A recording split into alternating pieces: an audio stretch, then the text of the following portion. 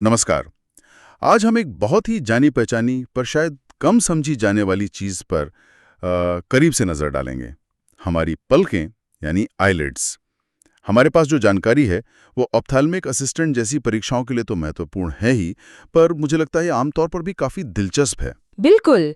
पलकें देखने में तो बहुत साधारण लगती हैं। हाँ, लगती तो हैं, पर असल में हमारी आंखों की सुरक्षा और उनके स्वास्थ्य के लिए ये कितनी जरूरी हैं और इनकी बनावट कितनी जटिल है, ये वाकई सोचने वाली बात है। सही कहा।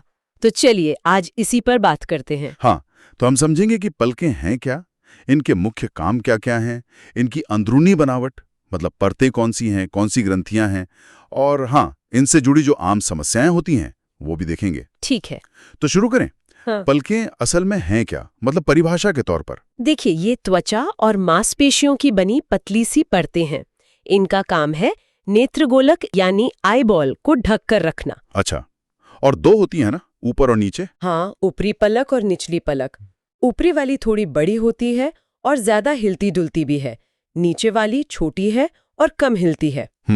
और आपने कहा साधारण दिखती हैं, पर इनके काम बहुत जरूरी हैं। बिल्कुल, जैसा आपने कहा, ये असल में आंखों के बॉडीगार्ड हैं। सबसे पहला और सबसे जरूरी काम है सुरक्षा। सुरक्षा किससे? धूल, धुआं, छोटे मोटे कीड़े, कोई चीज अचानक आंख के पास आ जाए, और तेज रोशनी से भी बचाती हैं। हाँ, तेज रोशनी में आंखें थोड़ी बंद हो जाती हैं। और एक और काम है, नमी बनाए रखना। हाँ, बहुत महत्वपूर्ण।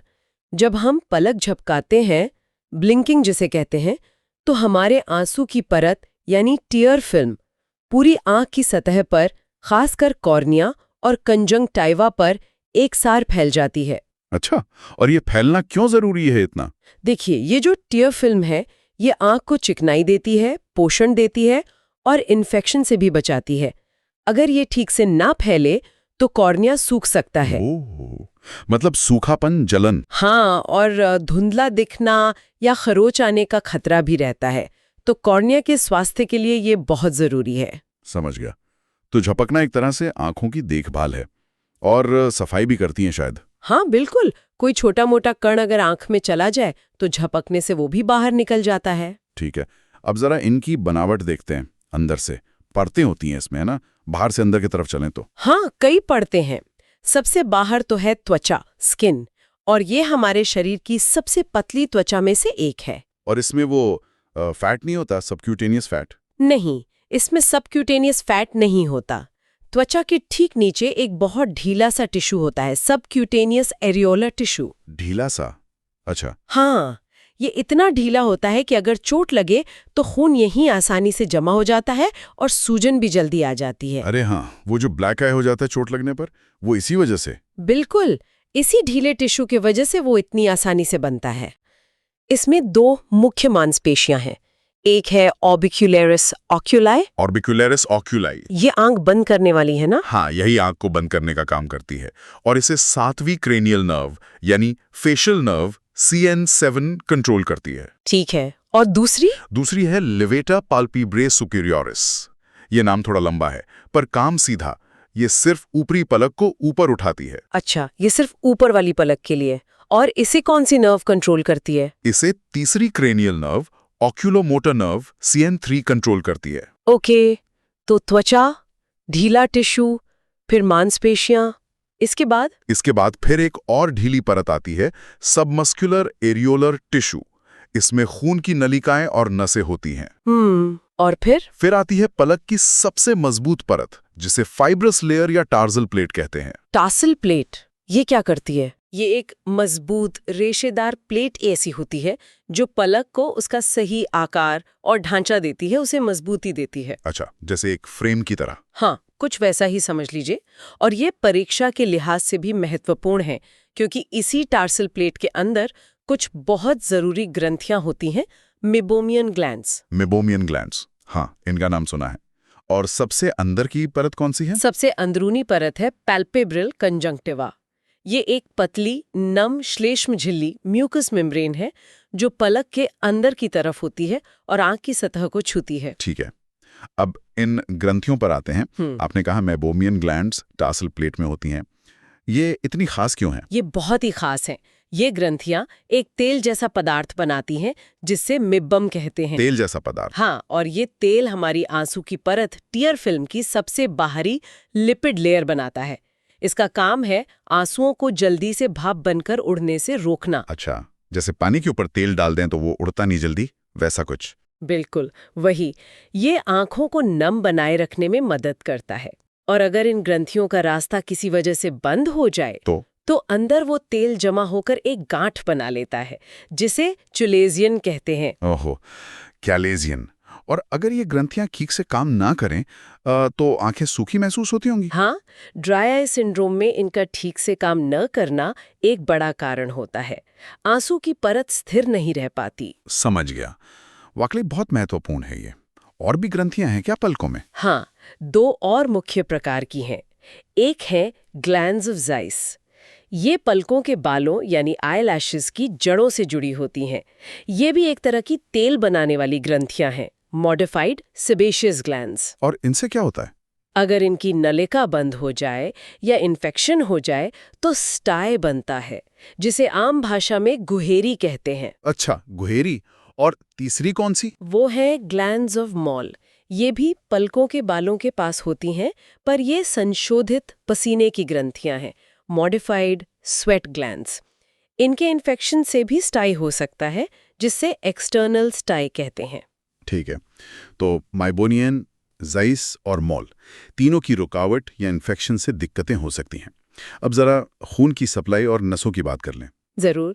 खून की सप्लाई मुख्य रूप से ऑप्थेल्मिक आर्टरी की शाखाओं से आती है और खून वापस ऑप्थेल्मिक वेन के जरिए जाता है।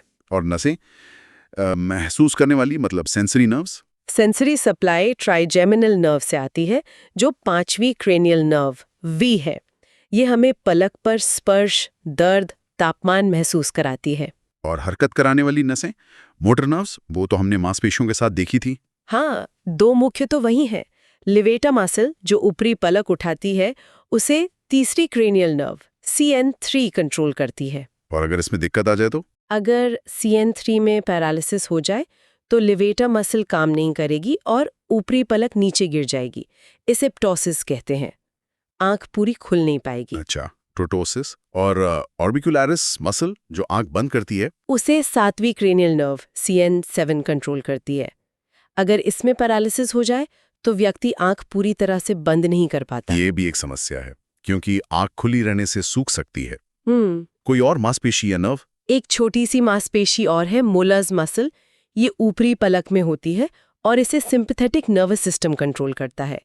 ये भी पलक उठाने में थोड़ी मदद करती है। अच्छा, और लिम्फेटिक ड्रेनेज, मतलब तरल पदार्थ या गंदगी का निकास? हाँ, वो भी है। मोटे तौर पर पलक के बाहरी हिस्से का लिम्फ प्री ऑरिक्युलर और पैरोटिड नोड्स में लाता है, जो कान के पास होते हैं, और भीतरी हिस्से का लिम्फ सब मैंडिबुलर नोड्स में जाता है, जो जबड़े के नीचे होते हैं। ठीक है, अब कुछ आम बीमारियों की बात कर लेते हैं जो पलकों को प्रभावित करती हैं। आपने स्टायो और चलेजियन तो बता ही दिया। हाँ, इनके अलावा प्टोसिस, पलक का गिरना भी आम है, जैसा हमने नर्व्स के साथ डिस्कस किया। फिर है ब्लेफराइटिस, जिसमें पलक के किनारों पर सूजन, लाली और पपड़ी जम जाती है। ब्लेफराइटिस, हाँ, ये भी सुना है। और दो स्थितियां हैं जिनमें पलक का किनारा मुड़ जाता है। एंट्रोपियन, जिसमें किनारा अंदर की तरफ मुड़ जाता है और पलकों के बाल आंख की सतह से रगड़ खाते हैं, जिससे जलन और खरोच आ सकती है। ओह, ये तो काफी तकलीफदेह होगा। हाँ, और दूसरा है एक्ट्रोपियन, जिसमें पलक का किनारा बाहर की तरफ लटक जाता है। इससे आंख ठीक से बंद नहीं हो पाती और आंसू भी ठीक से नहीं फैल पाते, जिससे आंख सूखी रह सकती है या पानी बहता रह सकता है। बाप रे, कितनी तरह की दिक्कतें हो सकती हैं सिर्फ पलकों में। अच्छा, जाते जाते कुछ क्लिनिकल नोट्स, जैसे हम कितनी बार पलकें झपकाते हैं सामान्य तौर पे? एक सामान्य वयस्क आराम की स्थिति में लगभग 12 से 15 बार प्रति मिनट पलक झपकाता है। और ये अपने आप कब झपकती हैं, मतलब रिफ्लेक्स ब्लिंकिंग? हाँ, कई स्थितियों में, जैसे तेज रोशनी पड़ने पर, कोई तेज आवाज सुनने पर, कोई चीज तेजी से आंख के पास आने पर, या फिर अगर कोई चीज कॉर्निया को छू जाए। ये सब सुरक्षा के लिए है। और वो ब्लैक आई वाली बात? हाँ वो ढीले सबक्यूटेनियस टिश्यू की वजह से है? बिल्कुल। तो आज हमने देखा कि पलकें सिर्फ त्वचा की परतें नहीं हैं, ये तो एक बहुत ही जटिल और कुशल संरचनाएं हैं। सुरक्षा, नमी, सफाई, कितने सारे काम करती हैं। हाँ, और इनकी बनावट और काम करने के तरीके में जरा सी भी गड़बड़ी हो तो कितनी आम समस्याएं खड़ी हो जाती हैं। इससे यही पता चलता है कि हमारी आंखों का पूरा स्वास्थ्य इन छोटी सी दिखने वाली पलकों पर कितना ज्यादा निर्भर करता है। और ये वाकई में सोचने वाली बात है कि कैसे टार्सल प्लेट जैसी एक मजबूत संरचना इन नाजुक ग्रंथियों को सहारा देती है और कैसे फिर उन्हीं ग्रंथियों में एक साधारण सी रुकावट भी स्टाई या कैलेजियन जैसी इतनी आम परेशानियों का कारण बन सकती है। बिल्कुल शरीर सही। में वाकई हर छोटी से छोटी चीज का अपना एक बड़ा महत्व है। बिल्कुल सही कहा। चलिए आज के लिए इतना ही। धन्यवाद। धन्यवाद।